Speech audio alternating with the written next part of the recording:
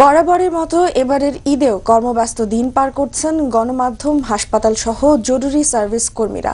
অধিকাংশ মানুষ যেখানে স্বজনদের সঙ্গে পশু কোরবানি দিয়ে ঈদ পালন করছেন, সেখানে নিজ নিজ কর্মস্থলে সেবা দিয়ে যাচ্ছেন সাংবাদিক, চিকিৎসক ও পুলিশ সদস্য সহ সংশ্লিষ্টরা।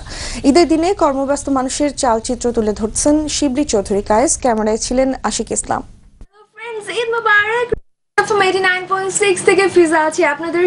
শ্রোতাদের মনের খোরাক জোগানোর মধ্য দিয়ে এভাবেই ঈদ আনন্দ ভাগাভাগি করে নিচ্ছেন অনেকে। আয়োজন এই মুহূর্তে বিদেশিদের ঈদ শুনতে থাকুন। ঈদ মানে খুশি, ঈদ মানে আনন্দ, আর এই আনন্দ তখনই বাস্তবায়ন হয় যখন প্রিয়জনদের সাথে বিশেষ সময় পার করা যায়। কিন্তু সবার পক্ষে তা কি সম্ভব?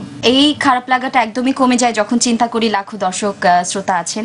অনেকদিন ধরে আছি রেডিও টুডেতে এবং ওরাও প্রায় বন্ধুর মতো হয়ে গেছে, আত্মীয়ের মতো হয়ে গেছে, তো ওদের সাথে ওদেরকে ছাড়া আসলে হয় না। পেশাগত দায়িত্ব পালনে অনেকেই কর্মব্যস্ত থাকেন ঈদের দিন।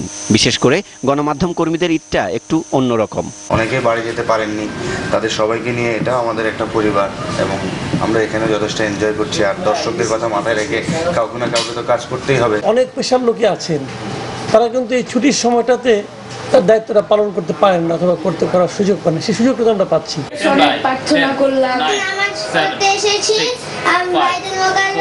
আসসালামু আলাইকুম, ঈদ মোবারক। 12টা সংবাদে স্বাগত জানাচ্ছি আমি সঞ্জিদা স্বর্ণা।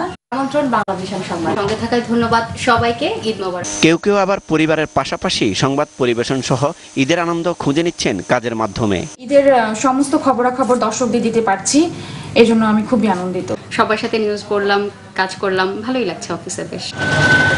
মানুষের তথ্য বিনোদনের যোগান দিতে সংবাদ সংগ্রহে দিক বিদিক ছুটছেন সাংবাদিকরা। আনন্দ বেদনার মাঝে শারীরিক সুস্থতা ও চিকিৎসা সেবা পেতে অনেকেরই ঈদের দিন কাটে হাসপাতালের বিছানায়। আল্লাহ দান অসুখ দিচ্ছেন, কি করব, ঈদে যাইতে পারি নাই। আল্লাহ কারোর জানি এই দিন কমসে কম কারোর জানি না দেয়। রোগী সেবার মাঝেই ঈদের আনন্দ, এমনটি জানালেন কর্তব্যরত চিকিৎসকরা। ঈদের নামাজ পড়ে এসে সব পেশেন্টের সাথে কথা বলি, ওনাদের কি অবস্থা জানি, তো সব মিলে আমার কাছে বেশ ভালোই লাগছে।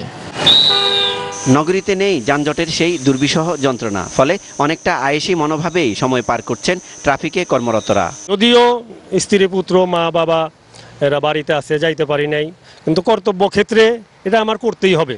ঈদের ছুটি শেষে কর্মব্যস্ত মানুষগুলো ছুটবেন জীবিকার টানে তাদের নিজ নিজ কর্মস্থলে, আর নগরী ফিরে পাবে তার সেই চিরচেনা রূপ। শিবলি চৌধুরী কায়েস, দিগন্ত টেলিভিশন, ঢাকা।